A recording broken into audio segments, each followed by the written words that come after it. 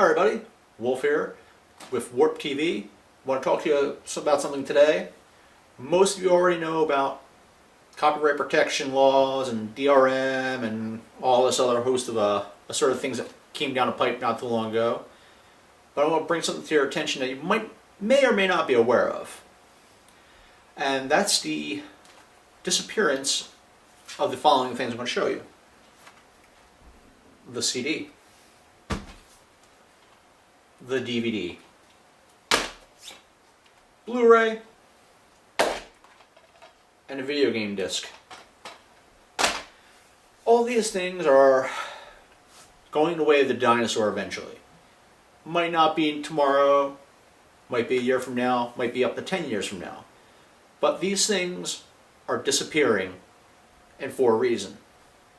Now a lot of people are going to say, what's the big deal? I just download it again. There is a big deal. You're going to be a slave to the companies that are putting out the medium that you want. No longer are you going to be able to have a CD that you can turn into MP3s, put it on your MP3 player, put it on a couple computers you might have, on your iPad, tablet, whatever. Instead, you're going to be forced to deal with something like Apple, iTunes, and deal with their policy of 5 computer limit. Now, once again, people are going, oh, well, I don't need more than 5 devices, but it's still, the nice thing about having a CD is the fact that I go, rip a copy of it, put it on my MP3 player, I put this in storage, it's fine, it's protected. I still have it. If I want to sell it, I can do that. Now, with movies and Blu-rays, it's a little different. Technically, you're not supposed to copy them.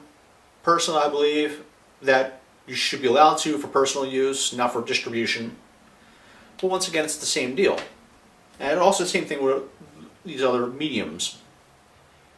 You know, no longer can you say, hey, I heard you got the new copy of Black Ops 5. Can I borrow it? Just no, I just want to see what it's like. I want to see if it's worth the $60 I'm going to put down on it new to buy it. Hey, I heard you got a copy of the latest whatever film. Can I borrow it for a day? You can't do that anymore with this push towards discless mediums. And like I said, once again, people are going to say, what's the big deal? Me personally, I don't like to buy things new anymore. I feel that you get ripped off. Like I said, Modern Warfare 3 I just showed you. It came out $60. I'd rather wait until it's down to 30 because I don't really like to play on Xbox Live that much because I don't feel like hearing 15-year-old kids on a sugar high calling me all kinds of names, and I'd rather not deal with that.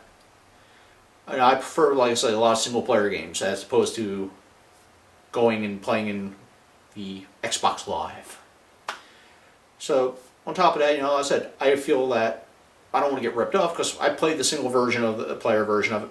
This version, actually, Modern Warfare 3, I picked up for $20 at Walmart. It was great.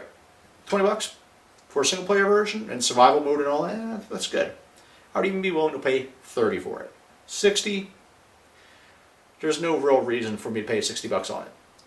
But some people are more thrifty than me. They like to buy things used. I do the same thing. One of the things I'm kind of behind on right now is I got to do a lot of DVD reviews, and I have an extensive library, and a lot of them I picked up used. And with this push towards the discless medium for all, well, discless media, get tongue-tied there. There's this big thing where it's like I said, you're going to lose a lot of these secondary markets. You get tired of playing a game, you're not going to be able to sell it. You're stuck with it. On top of that, like I said, same with movies. You're sick of a movie, you can't trade it in. So they're really smart about this. The industries that are pushing for this are very smart. They're trying to take it to a level where this entire secondary market, where you can go and pick up used video games, movies, CDs, and whatnot, is going to dry up. Then you're forced to pay whatever they will charge you for the various products they're putting out. Which leads to a whole other problem. Now, The only kind of thing, it's kind of like a test bed, you could say, I'm sure of it, the way they run things, is Steam. I like Steam to an extent. I don't like the fact that I need an active internet connection to verify ownership of the disc that I put in there. But at least with Steam games, I still have the original copy of the game for my computer. I put that somewhere safe, and I buy a new computer, put that on my Steam account, I can download the game again. I'm fine with that. But I still want the ability to have that disc. Without that disc, I worry, because what happens if Valve or whoever the hell actually owns Steam goes under? Now, if you spent your hard-earned money on whatever games, now you have no way of getting those games back. If you go and change machines or virus crashes your system. So it's not exactly a good thing. But at the same time, Steam has the best balance so far. Like, you can still download it if you want, but you can also purchase it, which, like I said, to me is the best way of doing things. Now, once again, there's a push for this to happen. And unfortunately, a lot of people don't even know their own rights. Like, there was a big media article, I'll post the original article, but unfortunately it's from a tabloid, so it's not 100% accurate. And I'll also post the follow-up article to it, where Bruce Willis wanted to hand down a massive collection of MP3s he purchased from Apple to his daughter. Well, according to the tabloid story, he was going to sue. Well, it turns out he's not going to sue because he found out that the user license says you're only allowed to put it on up to 5 devices for iTunes. I'm not sure what Amazon's policy is regarding this, or any of the other services out there, but we're just focusing on iTunes for the moment. They're the big name in the industry for that. On top of that, there's another story I'm going to post a link to, and once again, this is why the push to get this everything off hard media and into the cloud, so to speak, which is the other popular word for this, is bad. Is there was another article that came up today about 1984 being taken away via WhisperNet from all the Kindle devices out there, because this version of 1984 was sold illegally. Evidently, Amazon didn't fact-check the rights of the people who uploaded it for sale.